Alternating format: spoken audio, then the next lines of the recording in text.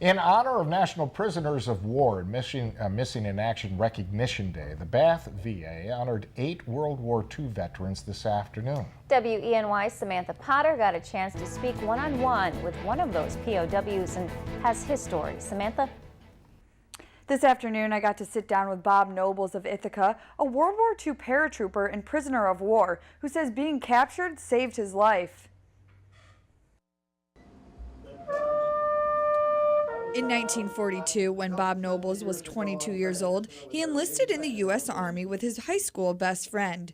Soon after enlisting and earning his paratrooper wings, he was sent to Czechoslovakia to help fight against Nazi Germany. He landed in Czechoslovakia on June 6, 1944, which many of us know as D-Day. They dropped us, they scattered us when we jumped down south. And I told my wife, I said, when we jump, we're going to get scattered, and we were. I said, don't worry about getting a missing in action notice, which she got a month and a half later. But then there was another month and a half before she knew I was alive or dead.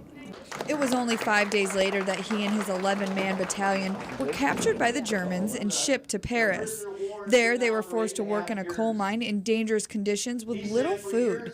Noble says within 9 months, he lost more than 40 pounds.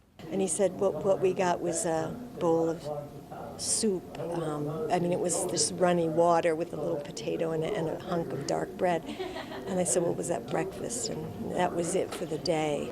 After 9 months of brutal working conditions, American gunfire was heard in the distance.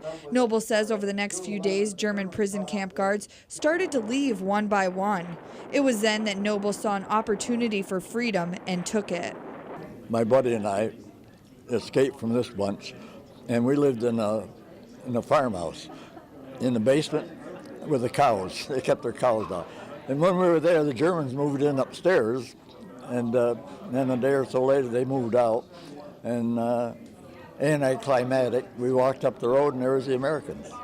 Noble says being a POW kept him alive, and he says if he had been on the battleground, he very well may have been killed like hundreds of thousands of other American soldiers. There were approximately 130,000 American prisoners of war in World War II.